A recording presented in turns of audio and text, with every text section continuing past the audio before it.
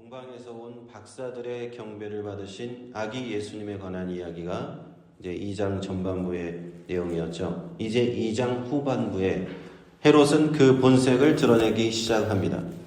하나님께서 이 세상 악을 대표하는 인물인 헤롯에게서부터 이제 아기 예수님을 지켜 보호하시는데요. 그 인도하심이 오늘 말씀에 보면 굉장히 섬세하고 세세한 그런 하나님을 우리는 볼 수가 있습니다. 우리를 아시되 괴밀하게 아시고 우리를 지키시되 섬세하게 지켜 보호하시는 하나님을 오늘 말씀을 통하여서 만나시기를 축원합니다. 13절을 보시면 다시 한번 주의 사자가 요셉에게 현몽하십니다. 헤롯이 아기를 찾아서 죽이려 하니 애굽, 오늘날로 말하면 이집트죠. 이집트로 피신하라는 지시가 내려옵니다. 내가 내게 이르기까지 거기 있으라. 다시 애굽에 머물라고 천사가 다시 지시할 때까지 애굽에 머물라고 말씀하십니다. 하나님은요 이렇게 철저하게 아기 예수님의 탄생을 눈동자같이 보호하시고 지켰다라는 것을 성경은 말씀하고 있어요. 요셉은 14절에 일어나서 밤에 아기와 그의 모친을 데리고 애굽으로 내려갔습니다. 애굽으로 내려간 이유 중에 하나가 헤롯 왕의 그 세력이 미치지 못하는 땅이 애굽이었기 때문에 글로 갔다고 또 성경학자들은 해석을 합니다. 15절을 이어서 보시면 헤롯이 죽기까지 거기에 있었으니 이는 주께서 선지자로 말씀하신 바 애굽에서 내 아들을 불렀다함을 이루려 하심이니라. 마태복음서에서는 예수님께서 애굽으로 피신 가신 그 상황, 이 상황 또한 구약 성경 선지자로 미리 예언하신 말씀을 이루시기 위함이라는 것을 또 한번 지적을 해주십니다. 반복적으로 마태복음에서 나오는 것은 예수님께서 탄생하신 그 순간부터 구약 성경의 예언 그 자체를 성취하시고 그렇게 예수님의 인생은 시작되었다라는 것입니다. 그리고 이후에 예수님의 모든 공생의 과정 가운데 모든 예수님께 행하신 일들, 십자가 순환과 부활 승천까지 모든 것들은 사실 성경에 이미 다 기록이 되어 있다라는 것을 복음서는 자세히 우리에게 보여주는 것입니다. 메시아 그리스도께서 오시면 이루어질 것이라고 구약 성경에 이미 다 기록된 것을 하나하나 찾아서 보여주시고 그렇게 그것들 예언을 이루신 분이 바로 우리 주 예수 그리스도 주님이시라는 것입니다. 어느 성경 구절일까요? 구약 성경 애굽에서 내 아들을 불렀다. 호세아서 11장 1절 말씀입니다. 찾아보실 분은 한번 찾아보시기 바랍니다. 호세아서 11장 1절 말씀. 그리고 16절로 넘어가서 헤롯을 다시 보겠습니다. 헤롯이 얼마나 광기 어린 사람인지 이 구절에 잘 나오고 있죠. 박사들에게 속은 줄 알고 노하여 심히 노하여 베들레헴과 그 모든 지경 안에 있는 산의 아이를 박사들에게 자세히 알아본 그때로부터 2살부터 그 아래로 다 죽였다라는 겁니다. 헤롯은 이미 메시아 왕의 탄생에 관한 소문을 듣는 그 순간부터 내가 이 아기를 찾아서 죽이겠다라는 일념에 사로잡혀 있었던 것이죠. 그리고 박사들 보고 돌아오라고 했는데 박사들이 그냥 가버렸잖아요. 하나님의 지시를 받고. 그래서 그 속은 사실을 알게 되자마자 이 광기가 폭발하고 말죠. 그리고 2살 아래로 남자아기들을 다 죽이게 합니다. 헤롯이 행한 이 자랑무도한 행위, 이것은 역사서의 기록과도 정확히 일치하는데요. 기록에 따르면은 이 미치광이 헤롯은 나중에 자신이 죽을 때 내가 죽으면 이 모든 성이 울음바다가 되어야 된다라고 하면서 자기가 죽을 즈음에 한 가족에 한 사람씩 살해했다고 합니다. 그런 참극까지 벌이는 그런 자랑무도한 왕이었다라고 해요. 또한 저는 이 성경 구절에서 우리의 지금 삶과도 연관되는 어떤 영적 전쟁의 모습 또한 보게 됩니다. 하나님께서는 이 땅에 구원자 예수님을 보내주셨는데 이 땅에 이미 권력을 잡고 있는 악한 영의 세력, 사단 마귀의 세력은 그 예수님의 오시는 것이 굉장히 싫어하는 것입니다. 그래서 예수님을 빨리 아기 때 없애버려야겠다 하고는 헤롯을 봉헌해서 그렇게 아기 예수를 죽이려고 했던 그 영적 배경이 있었다라고 생각이 됩니다. 그러나 하나님께서는 그러한 위협에도 불구하고 그러한 위험 속에서도 우리 예수 그리스도를 아기 예수를 지키시고 사단 마귀의 세력을 결박하시려고 이제 사단 마귀의 세력 아래 있는 모든 인류를 구원하시려고 하나님께서는 그 사역을 시작하신 것이라고 우리는 믿게 됩니다. 계속해서 17장 18절을 보면 선지자 예레미야로 말씀하신 바 라마에서 슬퍼하며 크게 통곡하는 소리가 들리니 라헬이 그 자식을 위하여 애곡하는 것이라 그가 자식이 없으므로 위로받기를 거절하였다라고 되어 있습니다.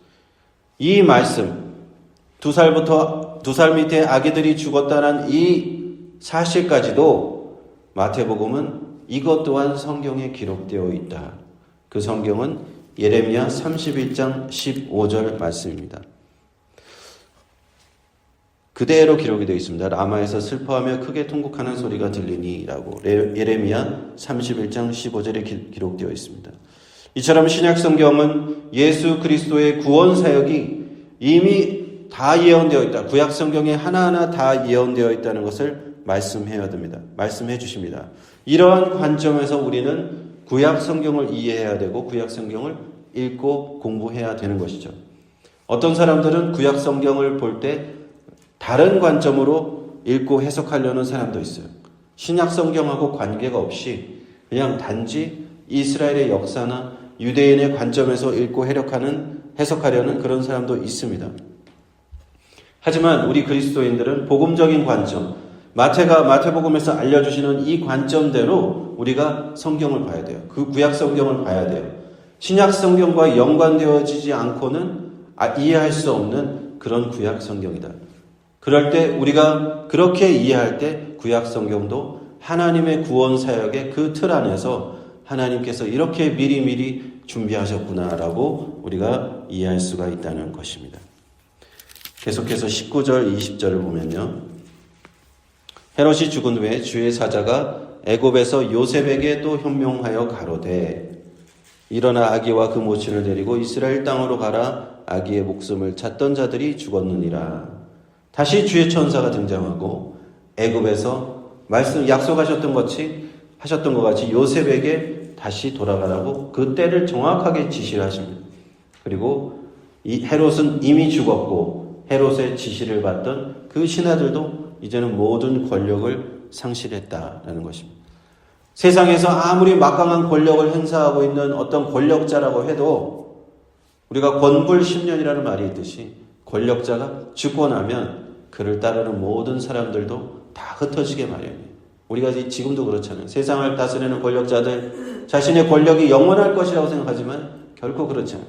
하나님께서 그 권력을 폐하시면은 아무것도 아닌 것이 세상 권력이라는 것을 우리는 또 이 구절에서 깨닫게 됩니다. 21절, 22절, 23절 이제 세 절을 마지막으로 같이 보는데 요셉이 일어나 아기와 그 모친을 데리고 이스라엘 땅으로 들어오니라. 그러나 아켈라오가 그 부친 헤롯을 이어 유대의 임금됨을 듣고 거기로 가기를 무서워하더니 꿈에 지시하심을 받아 갈릴리 지방으로 떠나가 나사렛이란 동네에 와서 사니 선지자로 하신 말씀에 나사렛 사람이라 하심을 칭하리라 하심을 이루려 하셨다. 주의 사자의 지시를 받아 다시 이스라엘 땅으로 돌아왔는데 보니까 아켈라오라는 사람이 헤롯을 이어서 유대의 왕이 되었어요. 근데 우리말 속담에 부전자전이라는 말이 있잖아요. 아버지가 그 악한 왕이었는데 아켈라오 또한 아버지 헤롯을 닮아서 못지않은 폭군이었어요. 그래서 역사는 또 어떻게 기록하고 있느냐? 이 아켈라오가 얼마나 난폭한 폭군이었는가? 이후에 백성들이 원성이 자자하여 로마 황제까지 탄원을 합니다. 도저히 아켈라오 때문에 못 살겠다. 그래서 로마 황제는 이후에 주후 6년에 그의 왕권을 박탈시켜버려요. 그래서 폐위시켜버립니다. 아켈라오를. 그 사실만 가지고도 얼마나 악한 왕인지 알 수가 있죠. 그리고 갈릴리 지방으로 인도하셨다라고 했어요. 그렇죠? 갈릴리 지방을 다스리는 왕은 분봉왕이라고 우리가 보통 부르는데 헤롯 왕의 아들 중에 하나인 헤롯 안티파스라고 하는 사람이었어요. 그러니까 헤롯이 죽고 나서 3명의 아들에게 자신의 그 지역을 나눠줍니다. 분할시켜서 나눠줘요. 유대와 사마리아 이두메아 지역은 아켈라오가 다스렸고, 그 다음에 나중에 이제 폐위가 되면서 로마 총독이 직접 통치를 하는데, 그 나중에 예수님과 관련된 사람이 바로 빌라도입니다. 빌라도. 그러니까 아켈라오 뒤에 로마 총독이 직접 관리하는 시스템으로 바뀌었는데, 그래서 우리가 아는 빌라도가 거기서 나오는 것이고, 다른 지역, 갈릴리 지방 베레아 지역이라고 하는 그 지역은 헤롯 안티파스에게 다스리게 했어요. 그래서 예수님의 공생의 기간 동안에 일어나는 일은 헤롯 안티파스와 연관이 되어 있습니다. 그리고 저기 북동쪽에 또 지역이 있었는데 골란 바산이라는 지역은 헤롯 빌립이라는 또 왕에 의해서 3명의 왕에 의해서 이제 나누어서 다스려졌다라고 이해하시면 되겠습니다. 갈릴리 지역으로 보내셨어요. 그래서 아켈라오가 아닌 헤롯 안티파스가 있는 지역으로 보내셨고, 아켈라오보다는 조금 나은 아들이었던 것 같아요. 그래서 그곳에서 사셨는데 23절에 나사렛이라는 동네에서 사셨고, 이제 나사렛 예수 그리스도라고 하는 이 칭함을 받게 된 호칭이 이루어지게 된 것이죠. 이 또한 선지자의 예언이 이루어진 것이라고 합니다. 나사렛 사람이라 칭하리라 하신 그 선지자의 예언이 이루어지셨다. 이로써 예수님께서 어떻게 하여서 어떤 연유로 이스라엘 땅의 중심 도시인 예루살렘이나 또 메시아가 태어나야 되는 베들레헴에서 사시지 않으시고 북쪽 지방인 어떻게 보면은 시골 지역이죠. 시골 지역에 잘 알려지지 않은 갈릴리 나사렛에서 사신 이유가 설명이 되는 거예요. 성경에서. 아침에 배경을 설명해 주는 것입니다. 이거와 연관된 복음서에 보면은 요한복음 1장 46절에 나다나엘이라고 하는 그 인물이 나옵니다. 나다나엘이라는 인물이 자기 친구 빌립이 이렇게 얘기를 해요. 나다나엘에게. 우리가 그리스도를 만났다. 와서 보라. 하니까 나다나엘이 탁 하는 말이 뭐냐면 나사렛에서 무슨 선한 것이 날 수 있느냐 다 그러거든요. 그게 기록이 돼 있잖아요. 그게 뭐야? 나사렛은 시골인데 거기는 메시아가 태어날 곳이 아닌데 어떻게 거기서 그리스도가 났다고 하는 거냐 하고 그 친구와의 대화가 기록이 되어 있는 거예요. 그만큼 역사적으로 이 베들레헴에서 메시아가 나는 것이 정확한데 시골 그 갈릴리 지방 시골 나사렛은 사람들이 그런 인식이 전혀 없었다라는 것을 성경이 그대로 기록하고 있는 것이라 하는 것이죠.